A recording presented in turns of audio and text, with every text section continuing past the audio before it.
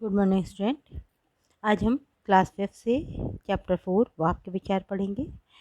तो जैसे उदाहरण दिया हुआ है कि गाय घास खा रही है, मेंढक जल में उतर रहा है। यदि हम इन्हीं वाक्यों को भिन्न ढंग से लिखें कि घास खा रही है गाय या जल रहा है उतर मेंढक में, तो ये सब सेंटेंस सही नहीं होंगे। तो जहाँ पर सिस्टम से या व्यवस्थित क्रम में शब्द लिखे जाते हैं वही से वाक्य बनते हैं, और अगर अव्यवस्थित होते हैं या अर्थपूर्ण क्रम में रखे जाते हैं तो सार्थक वाक्य के समूह में नहीं आते।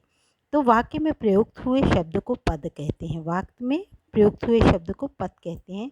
एक वाक्य में कई पद होते हैं, तो जो जो शब्द प्रयुक्त होते हैं वो सिस्टमेटिक क्रम में होते हैं तो पद कहलाते हैं। विशेष है वाक्य बनाते समय ध्यान रखने योग्य बात है, किसी भी वाक्य में किसी काम के बारे में बताया जाता है, उस काम को करने वाला कोई होता है, उसे कर्ता कहते हैं।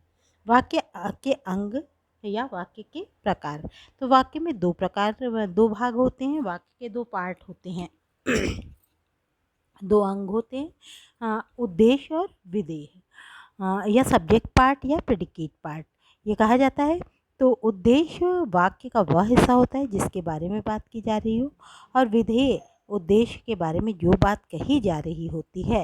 मतलब उद्देश्य मतलब सब्जेक्ट, तो सब्जेक्ट के बारे में जो बात कही जा रही होती है उसे इंग्लिश में प्रेडिकेट पार्ट कहते हैं, लेकिन हिंदी में उसी को विधेय कहते हैं। जैसे मोर नाच रहा है, तो मोर क्या है? किसी काम को करने का जो मीन करता है या सब्जेक्ट है तो मोर है। तो इस तरह से मोर नाच रहा है, मोर विधेय उद्देश्य है और विधेय नाच रहा है, विधेय है उसका कर्म या उसकी क्रिया है, विधेय है।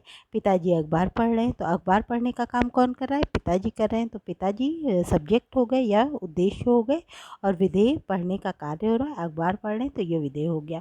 इस प्रकार से हमने देखा कि वाक्य शब्दों का सार्थक समूह है।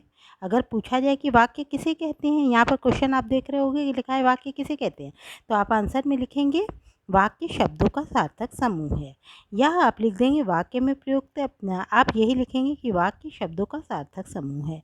पद किसे कहते हैं? तो वाक्य में प्रयुक्त होने वाले शब्द पद कहलाते हैं। वाक्य के कितने अंग होते हैं? तो वाक्य के दो अंग होते हैं, उद्देश्य और विधेय। उसके दो अंग होते हैं, उद्देश्य और विधेय। अब उनकी परिभाषा लिखिए। तो उद्देश्य की परिभाषा अभी हमने आपको बताई कि उद्देश्य वाक्य का वह हिस्सा होता है जिसके बारे में बात की जा रही हो, और विधेय होता है उद्देश्य के बारे में जो बात की जा रही हो उसे विधेय कहते हैं। तो इस तरह से यहाँ पर उद्देश्य और विधेय के लिए जो डिफाइन किया गया है दो लाइन, वही आपको थर्ड क्वेश्चन में लिखना है। यहाँ पर वाक्य के अंग पूछा है क्वेश्चन में कि वाक्य के अंग बताइए, तो आप लिख देंगे कि वाक्य के अंग उद्देश्य और विधेय।